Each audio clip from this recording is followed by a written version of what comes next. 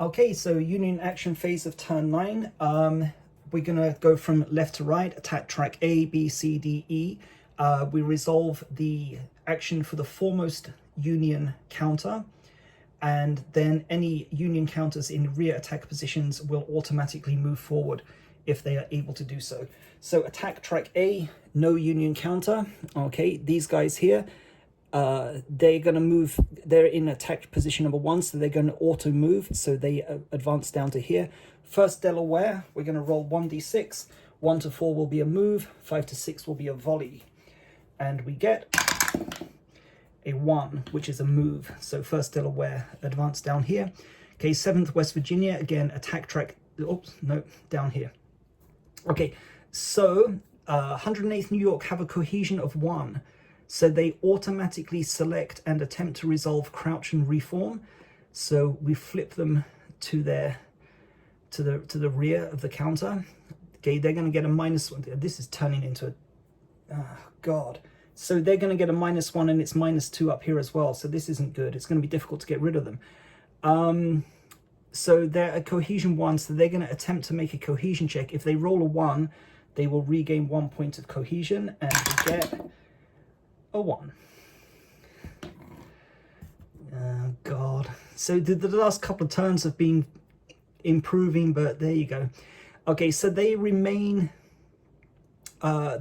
flipped over until the end of the turn.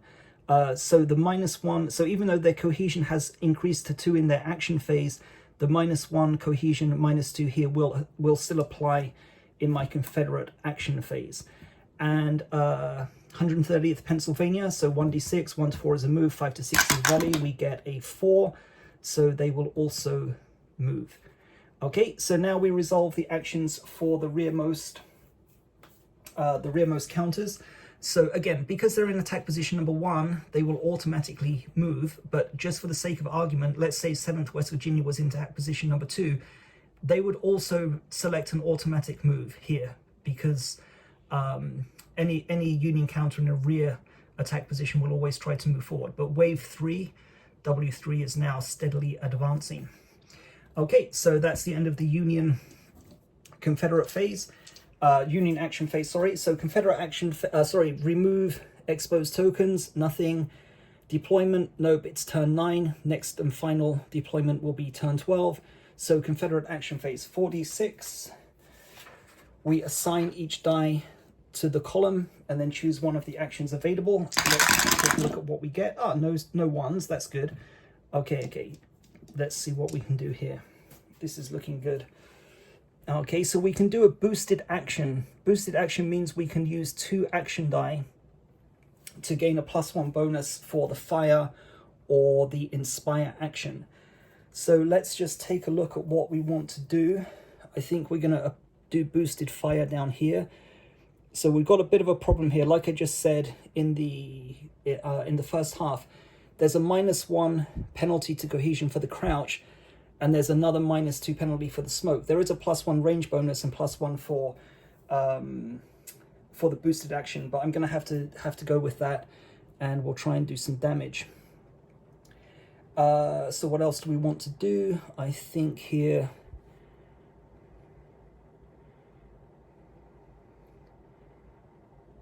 okay, I think we're going to open fire here all along the firing line. I would like to get the 6 Alabama up, but right now it's not a priority. There is a risk that, although they're not going to suffer any volley fire until at kind of like turn 13, 14, there are the Union events which could reduce it further, but we need to start inflicting some damage here. So let's go through it. We'll go through from left to right, and let me just make sure so this is fire, boosted fire, fire. So 14th North Carolina has a cohesion of 4. There's a -2 penalty for the smoke, brings it down to 2. 0 rate. Oh, is that even worth it, man? Yeah, actually, okay, that was a 6. I'm going to change that to an inspire action. The ammunition is already low, and it's going to take a few turns for the next ammunition to arrive. And with the smoke there, that's probably not a good idea. Actually, I'm reconsidering this one as well now.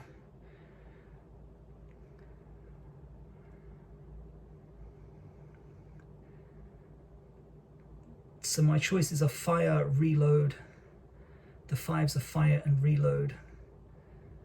There's no inspire actions. Oh yeah, I'm gonna have to go with it. Okay, let's do an inspire. So cohesion check, 1, 2, 3, 4 is a success, +1 cohesion. Oh god, so failed. So wasted action die there. So cohesion remains at 4. Okay, these guys I definitely want to fire despite the reduced chances. So let's just go through the modifiers. So -1 for crouch. Sorry, current cohesion is 5, -1 for crouch is 4, -2 for smoke is 2, +1 for range is 3. So 50-50 chance of hitting. Devastating fire does apply, meaning your ball value is 2 or higher. We get a 3, what did I say, 2 or 3? 5 -1 is 4, 2 plus, yep, hit, okay. So their cohesion will be reduced to 1. So actually they won't flip at the end of the turn. Okay, and then 2 here, fire, oblique, actually let's use oblique fire. Okay, there is a chance we can destroy them. So oblique fire then is attacking into the adjacent attack track. It does impose a -1 penalty. I should have done boosted fire, shouldn't I?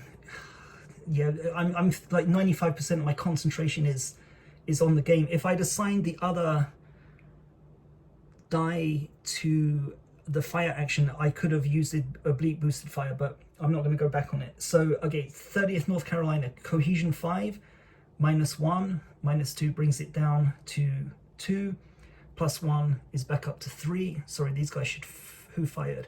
Yeah, these guys should turn 90 degrees. So 5 -1 -2 is 2, +1 is 3, -1 for oblique fire is 2. So 1 or 2 is a hit. There is no devastating fire for oblique, so 1 or 2, missed. Okay, and you can see how quickly the turns can swing, because now I'm in a very vulnerable position with wave 3 advancing. Okay, so not a great turn there. Didn't really achieve very much, but that's the way the game swings. So that's the end of the Confederate action phase, end of turn phase. We remove the smoke token. Okay, these guys remain on cohesion 1, so they do not flip backwards. And that's the end of turn 9. So I'm going to scratch off turn 9, and we'll come back to turn 10 in the next video. So thanks for watching, and see you again.